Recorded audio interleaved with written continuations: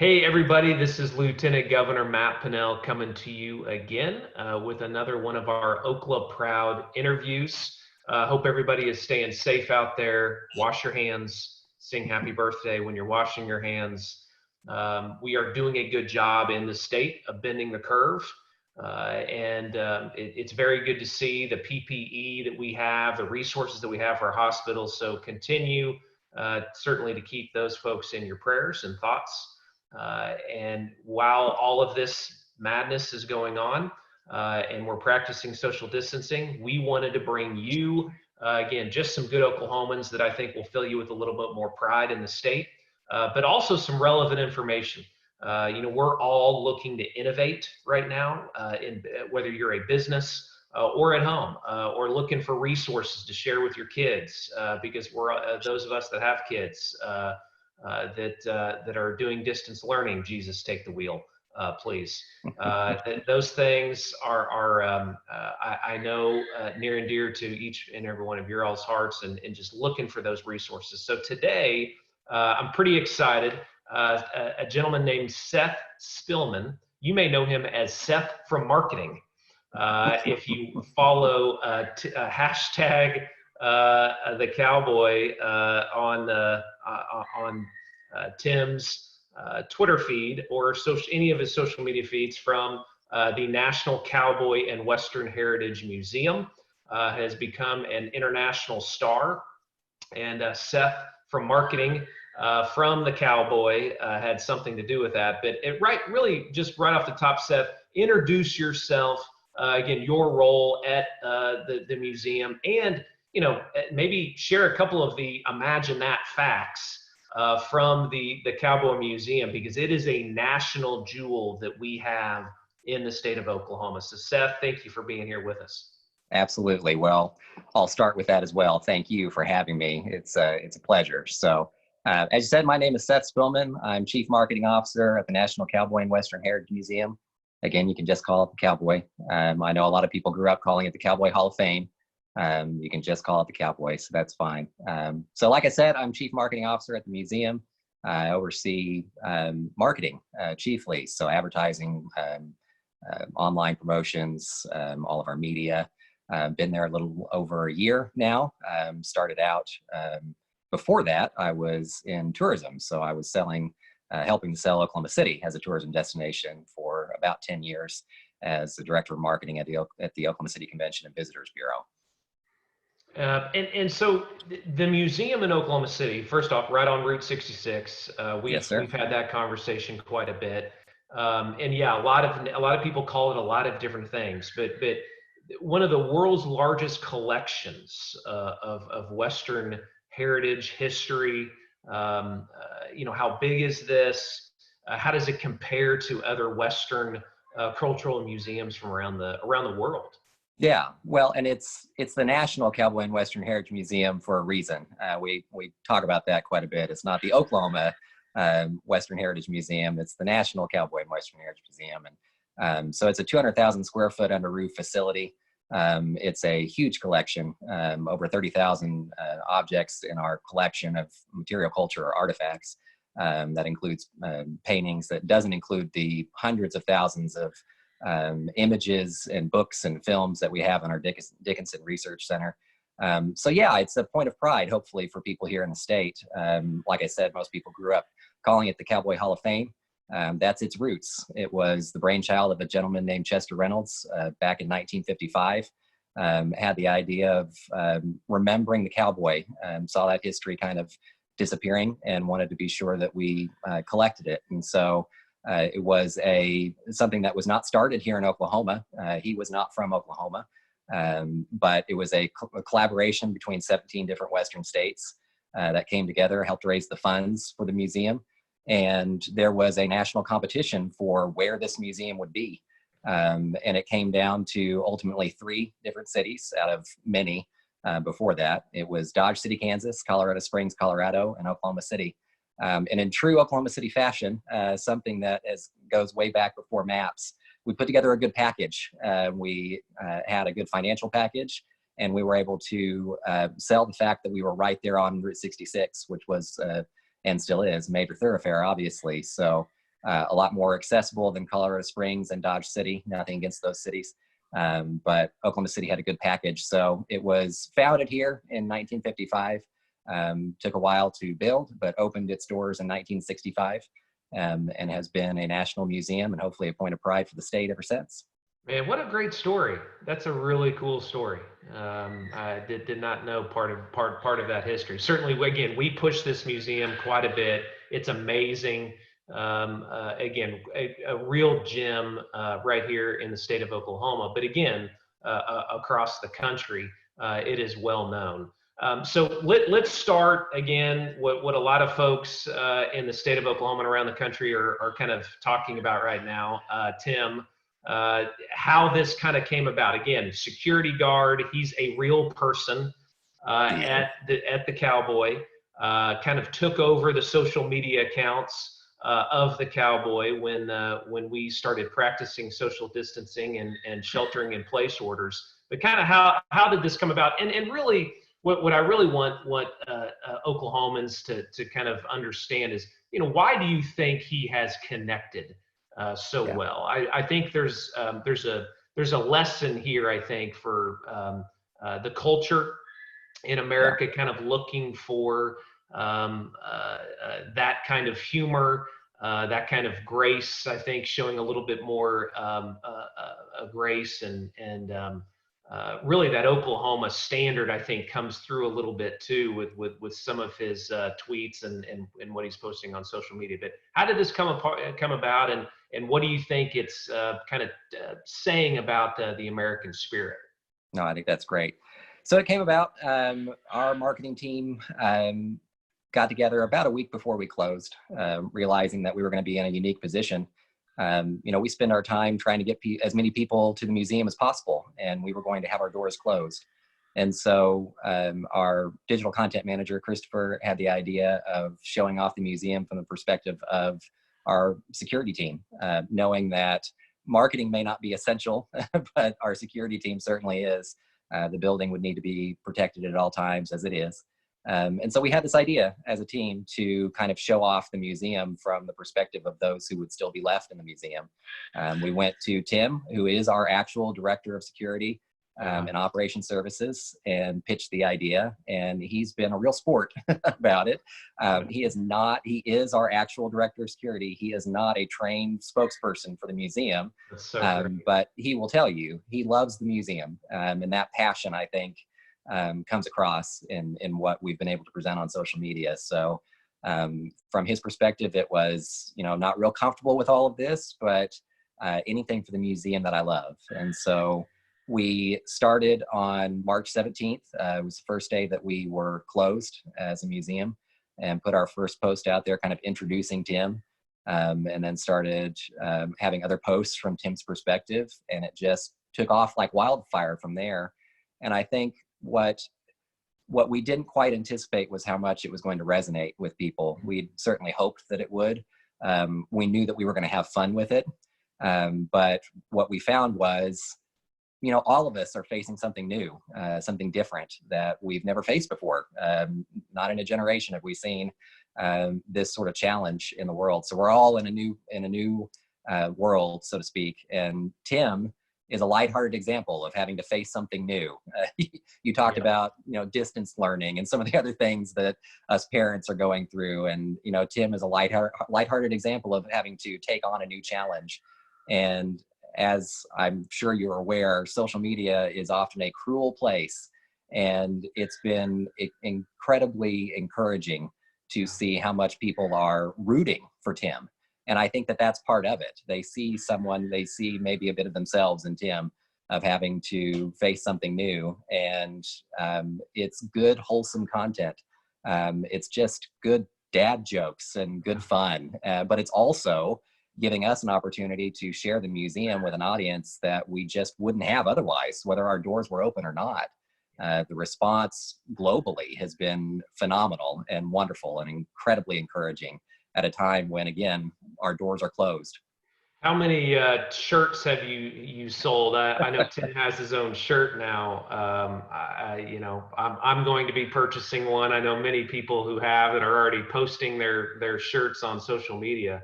I don't know if you Absolutely. can share that much information, share that with us, but sales been good. Sales have been good. Yeah, let's just leave it at that. Good, So, good. say, we had the idea of Tim as a morning coffee drinker, and we thought it would be fun to kind of show off him starting his day with his mug of coffee. So we posted one of those early on in this fun, and we've sold lots of mugs, and we've had that return from people who are posting their mug shots and from all over the world, which is just a ton of fun. And certainly with the t-shirts, people are loving that. It's got now we're including hashtag the cowboy as our official hashtag for the museum.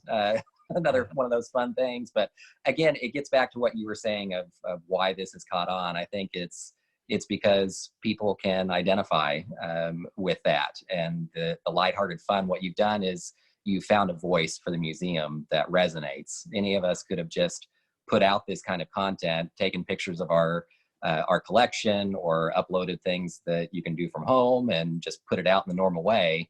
But there's a connection there with someone like Tim. It's a true voice, which is what any of us are trying to accomplish on social media. And there's been a number of examples of attractions all over the state that have done a fantastic job of that. We're happy that we found ours. Yeah, it is unfortunate with social media today too.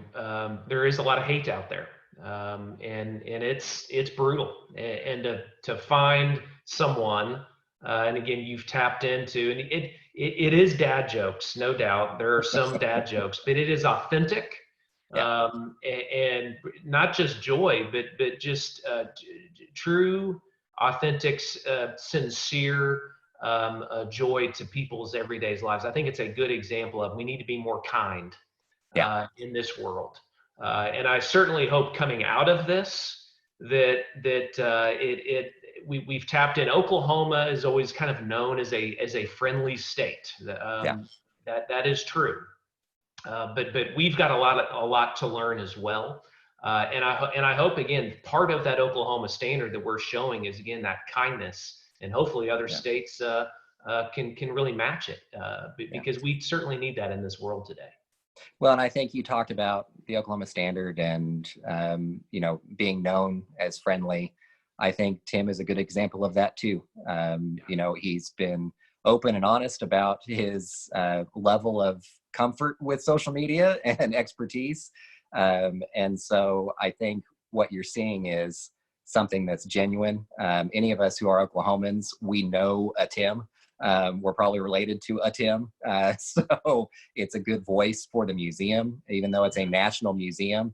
It's something that we have here in our own backyard and can be proud of. And so Tim's a good representative of that. So since we're on this topic of innovating, and I want to get to a few of the other certainly exhibits and projects that the Cowboy has coming up that are very exciting and will be world class as well. But since we're kind of on this topic, you obviously you hit the jackpot here with being innovative with hashtag the Cowboy. But lessons, or just maybe a few nuggets of good information or lessons that you would like to share with other Oklahomans, whether you're a museum or a business, just things that they should be thinking about in this time, and when we get out of this, about how to be innovative. Yeah. Well, I think the realization that we're all in the same boat right now, that all of us are facing challenges. And I think that's one of the reasons, like I said, that this works so well, is that Tim is a lighthearted example of someone facing a challenge. I think that sharing the same message in the same sort of way wasn't going to work in a time that isn't the same. And so that's always the challenge of marketing, is finding that way that you can deliver the message that resonates. And particularly with social media, if you're just shouting at people and not joining the conversation or creating something that's of interest, then you're just going to be that. You're just going to be shouting into the void. And so I think what we were able to find in our unique way was a voice that resonated. It's humor is kind of the what gets us there, helps deliver the message, but hopefully what's understood is that, and we've seen this from people from all over the world saying, I had no interest in cowboy anything, but now that I've seen this and I've seen what Tim's doing, I can't wait to come to your museum. Wow. And that's exciting. I mean, that's exactly what you want. It is And exactly so what we want. That's right. I think that for us, I don't pretend to have all of the answers for how to do this for anyone else, but for us, it was a way to be relevant in this moment, to speak to people where they are, as people who are even our staff. I'm at home today. We're all stuck at home, but Tim's still there on the front lines in the museum. And so it was something that was timely and relevant, but still delivering a message that was of interest, and used humor as the vehicle to get across what we're trying to accomplish, whether we're open or not, is to get as many eyeballs, as many people interested in our museum as possible. That's awesome. Well, and again, I hope it does. It fills up your museum and it fills up the city of Oklahoma City, because there's a lot of amazing projects coming to Oklahoma City in the months and years ahead. A couple of the projects that you have coming up, I know you have a new children's kind of a wing. It's not just an exhibit. This is a permanent thing, but you're going to have to pronounce it for me, and then I will repeat it. But this was something that, I was supposed to be there for the ribbon cutting, and then obviously that had to be postponed. So tell folks a little bit about what's coming at the Cowboy when it comes to for kids. Yeah, so what you're talking about is Licho Koshkamo, which is a Chickasaw. Licho Koshkamo. It's a Chickasaw phrase meaning let's play. And it is a it's a massive expansion to our museum. It's an outdoor educational experience. That's what we're calling it. It's a 100,000 square foot addition to the southwest part of our campus there. Wow. At the museum. Wow. So huge, expansive, immersive experience. And it was something that was kind of spearheaded by our Annie Oakley Society, which is a group of very wonderful women involved in our museum. Who helped spearhead the funding of that. And what they wanted was a way to connect with a younger generation and to share a hands-on, minds-on experience. It's kind of some of the phrasing that we've used. So STEAM education is a part of what we've had baked into this from the very beginning. And that's something that a museum can deliver on very well. And so it's a great expansion for us. But what you'll see when you are able to come to the museum is something that really allows us to reach families with children in a way that we just haven't had before. You have an intertribal village, which has 7 different native dwellings, representative native dwellings there. Everything from ancient Puebloan cliff dwellings that are true to size, true to form, a cliff dwelling that you will be able to walk into, experience. There'll be hands-on activities at each one of these dwellings. There's a Kiowa teepee, a Chickasaw Council House, Pawnee Earth Lodge. And again, we've worked directly with each tribe, each tribal nation in the construction of these. They are true to form. They are as authentic as we can possibly make them, just with more permanent materials so that we don't have to be replacing a Caddo grass house every couple of years. But what you're going to have there as you walk out the back end of our museum is a truly immersive experience, something that I think that people will be lost in.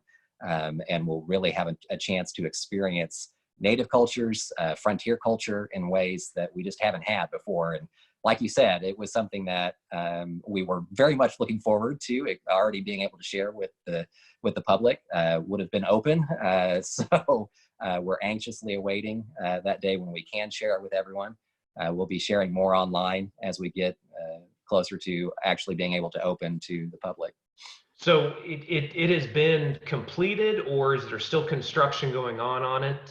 So it's wrapping up construction. I believe this week is when the construction company is supposed to put their final touches and be out. We were planning a spring break sneak peek week during March. A portion of that still would have had some construction going on, but they're putting the final touches on it now.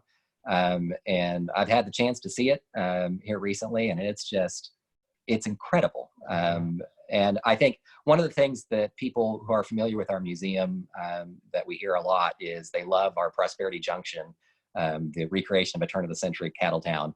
Yes. Because it's that same experience. You walk in and you are walking down Main Street of a turn of the previous century town, and you are transported to that time and that experience. And what you have now with Licho Koshkamo is a joining of that. So the train station that we had inside Prosperity Junction is now represented on the outside in Leechikoshkamo, tying that story together.